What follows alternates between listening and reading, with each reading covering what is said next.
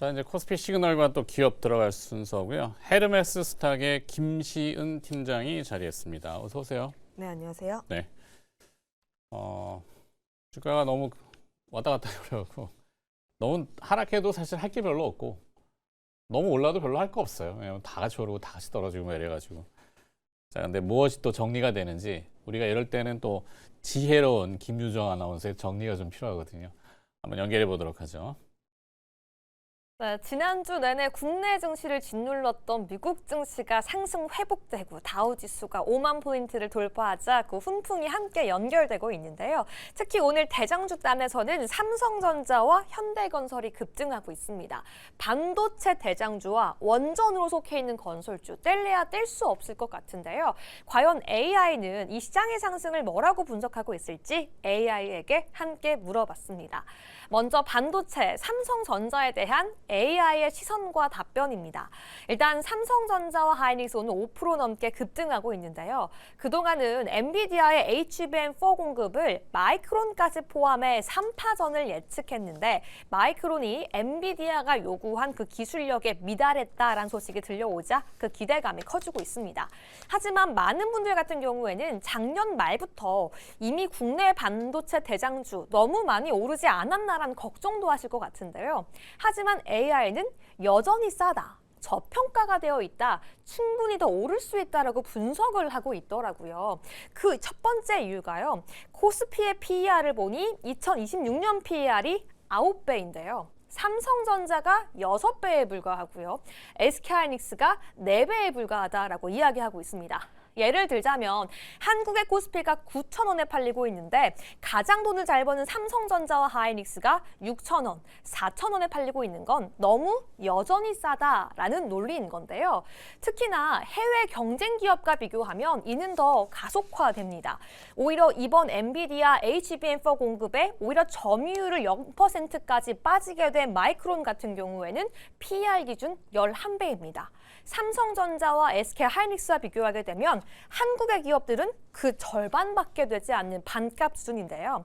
이렇게 PER을 비교해보니 지금 많이 올라 보여도 충분히 더 많이 올라갈 수 있다는 논리를 펼칠 수가 있는 겁니다.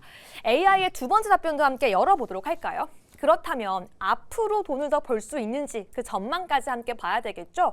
HBM 시장 그 향후를 보니까 앞으로 더 많이 증가할 수 있다라고 전망하고 있습니다. 특히 2027년에는 740억 달러, 무려 100조 원 이상의 시장이 연출될 수 있다라고 전망되고 있고요.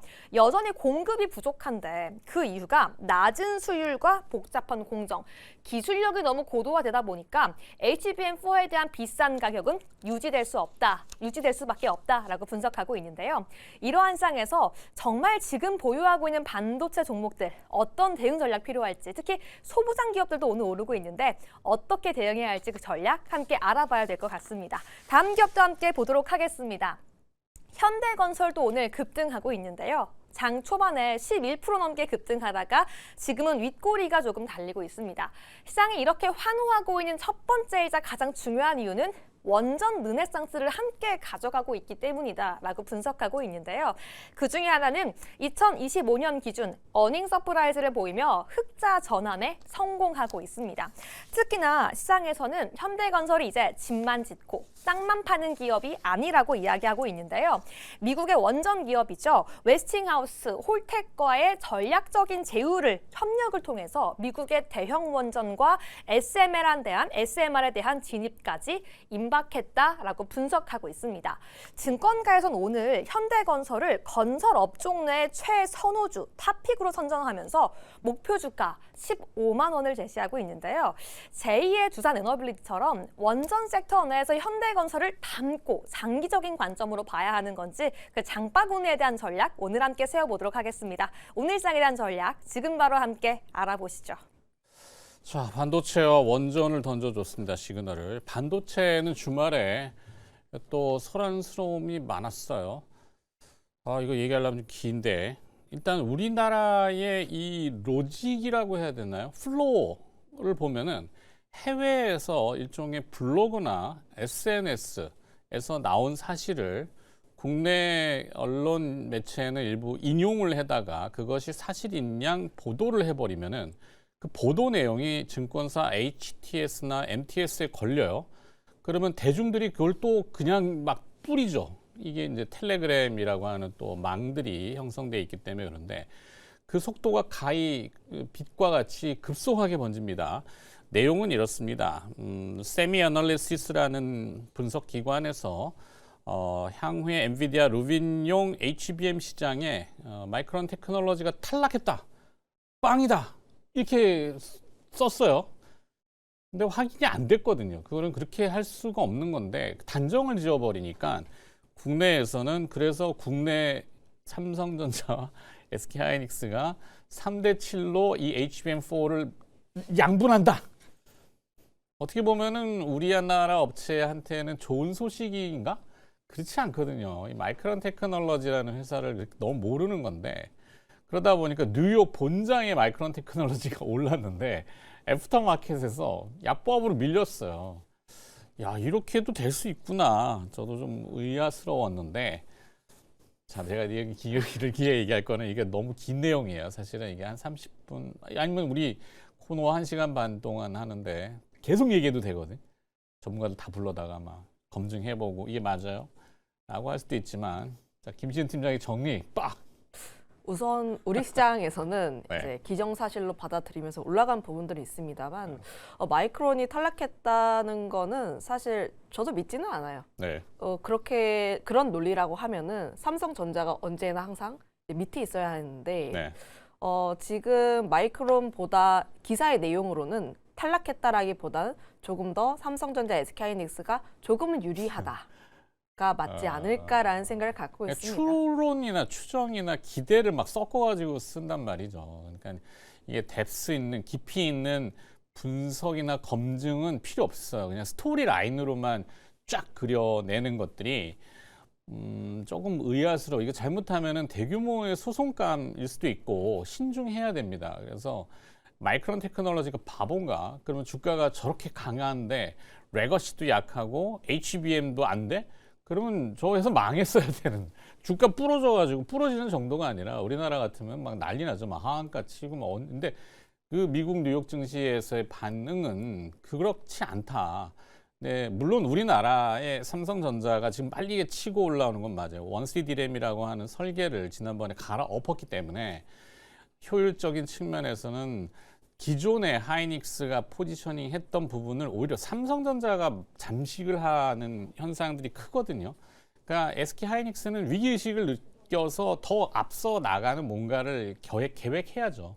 그래야 다 같이 상생하는 건데 어차피 이 AI 앞서 우리 김유정 아나운서도 AI로 저기 그 화면을 정리해 줬잖아요. 와, 엄청납니다. 지금 그 엔트로픽이 날려 올린 클로드라고 하는 분야에 대해서 주말에 지금 뭐 난리 났어. 소프트웨어 업체들마다 막 난리 났어. 하여튼 근데 그만큼 이 하드웨어적인 물리적인 AI가 계속 확장하고 메모리가 기존에 뭐 피자로 치면은 규모가 딱 정해져 있는 거 누가 얼만큼 쪼개 먹을 거야 이게 아니라 판 자체가 이렇게 커지는 거를 알아야 되겠죠. 그렇죠. 지금 그동안 AI 버블에 대한 내용들이 다시 한번 또 나왔던 게 네. AI를 많이 사용하면은 효율성이 좋아지고 그러면 GPU라든지 하드웨어 단에서의 이제 수요가 줄어들지 않을까라는 내용들이 돌았는데 사실 AI 지금 써보신 분들은 아실 겁니다. 사람의 손이 아직까진 필요해요. 네. 그리고 물론 단기적으로 보게 되었을 때 사람을 일시적으로 해고를 하거나 혹은 이런 부분들이 발생을 할 수가 있겠죠. 그게 그런데 얼마까지 갈까? 결국은 AI 같은 경우에도 반복 학습이 필요합니다.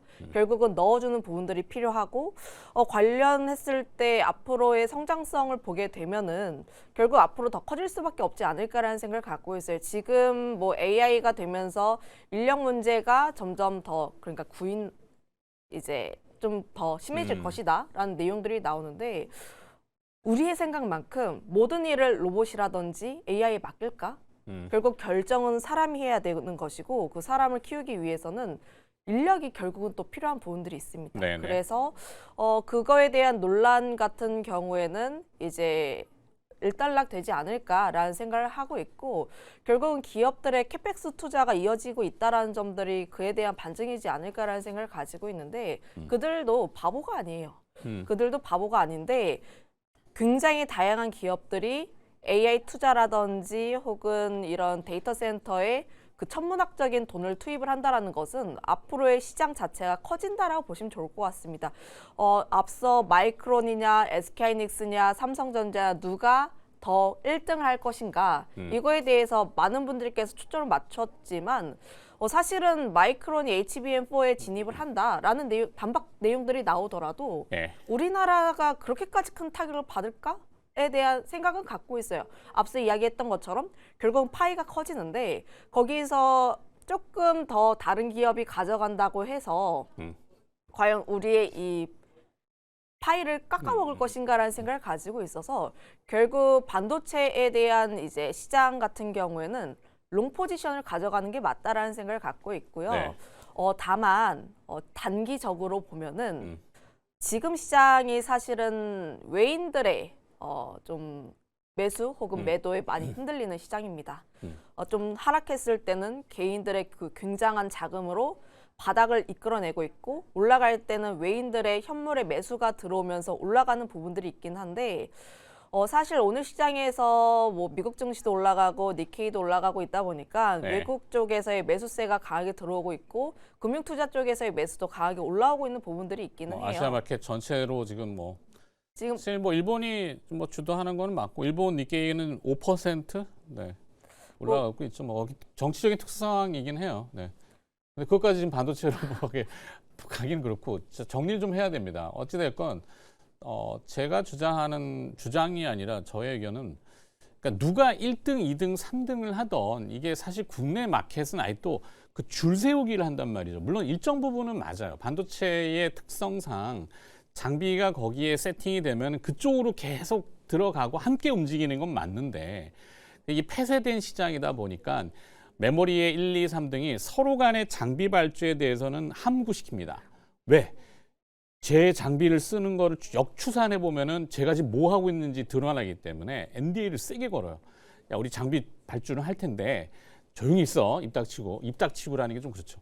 근데 이게 오픈 마켓이 되거나 폐쇄된 시장이 아니라 장비도 열리면은 어느 누구한테도 다 들어가서 글로벌로 우리가 빨리 나가야 되지. 이게 중산층이라 그러면 좀 그런데 메모리의 선두 업체 SK 삼성이나 하이닉스나 이쪽만 잘 되는 게 아니라 허리 라인이 강해지잖아요. 그죠?